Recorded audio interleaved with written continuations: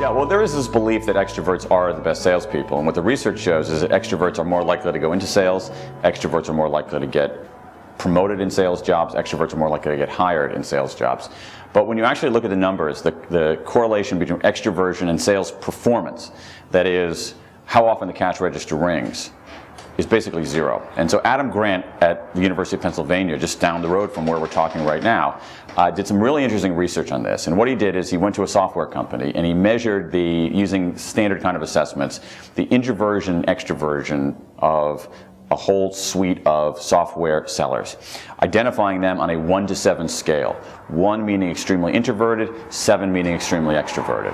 And what he found is that the people who we think of as the very best, most natural salespeople, the 6s and the 7s, they're gregarious, glad-handing, backslapping, sociable, hey buddy, what can I do to put you in a Buick this afternoon kind of folks, they're not that great at sales.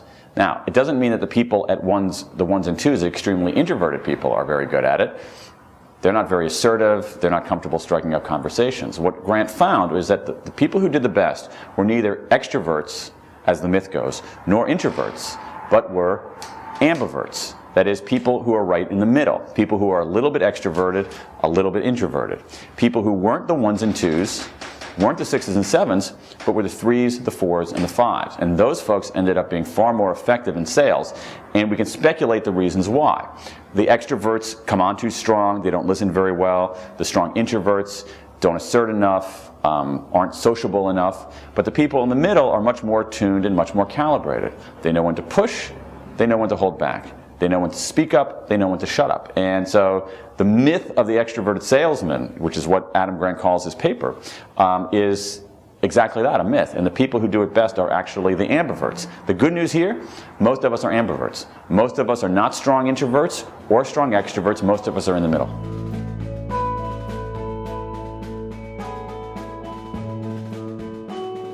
Well, I mean, we tend to think, and it's interesting to see some surveys. Let me give you some survey research on this.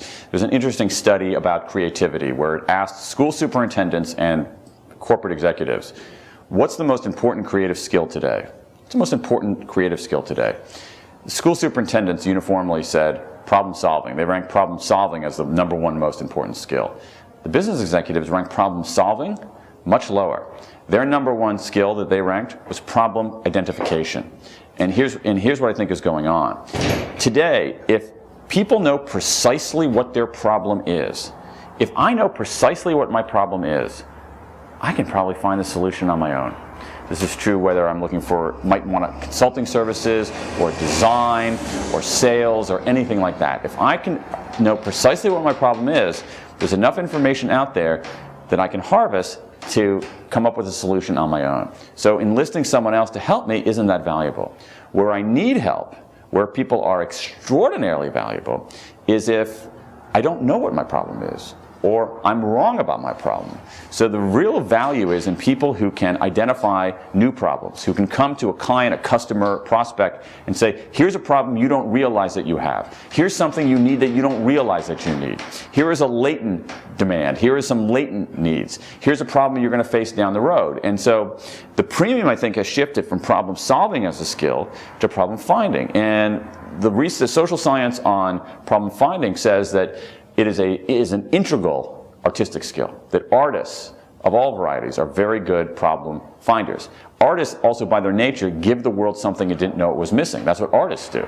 They're creating something entirely new. They're identifying a new problem to solve. And so this move from problem solving to problem finding, I think, is at the center of the creative economy.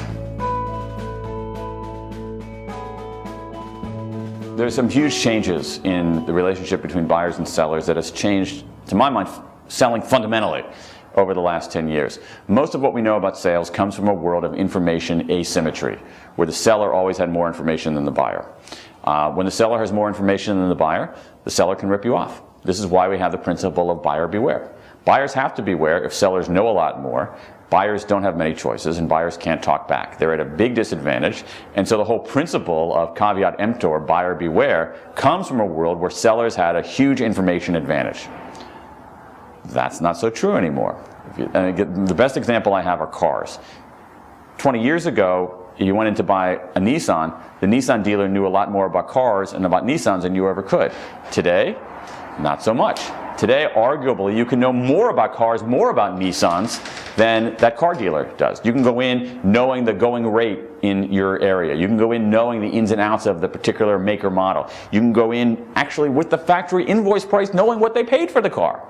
And so a world that has gone from information asymmetry to something at least close to information parity, seller beware is still good advice. I mean, buyer beware is still good advice.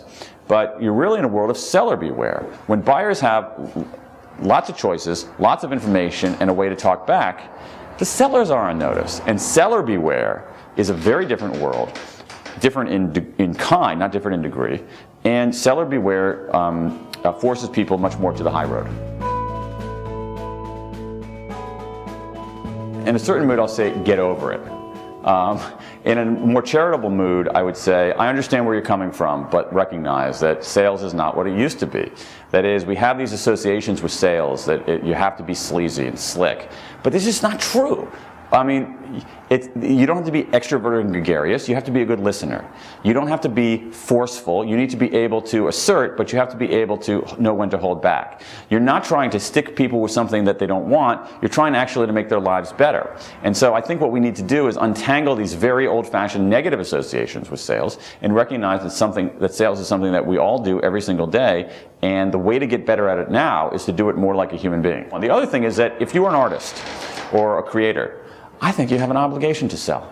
If you actually care about what you're creating, I just don't think that it's right, in a moral sense, for you to simply say, I'm in a different category from everybody else, so if I just create something, the world will find it. I think if you have something that is so valuable to people, you have to go out and tell people about it. And if you believe in something very deeply, that's a form of advocacy for yourself, for your ideas, for your art, that is, I think, an integral part of being an artist.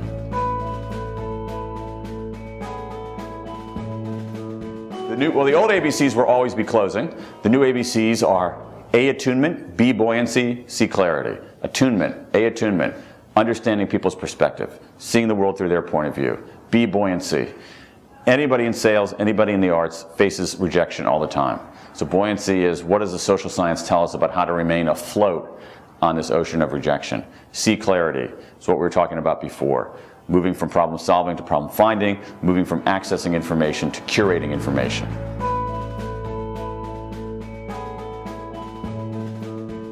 The most important thing that the business community to take away from this is that we're all in sales now, but sales isn't what it used to be. And so each one of us is in some form of sales. We're persuading, influencing, convincing other people. But the way to do it better isn't to be more sleazy. In fact, that's bad tactical advice. The way to if we're all in sales now, but sales isn't what it used to be, the way to do it better is to do it in a more human way. To listen better, to understand people's interests more, to make things clear, and to actually turn sales into a form of service. Essentially to serve first and sell later.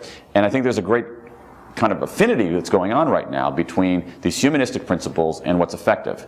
And that offers, I think, a very different approach to business that can be more fulfilling for individuals and more valuable for the economy.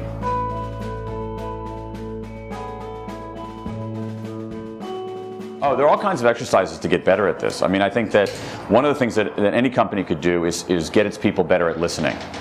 Listening has always been valuable in any form of sales or persuasion. It's doubly, triply valuable today because so much of it depends not on forcing people into doing things or in accessing information, but in understanding people. So I think there's a huge opportunity out there for organizations of all kinds to engage people in ways to listen better.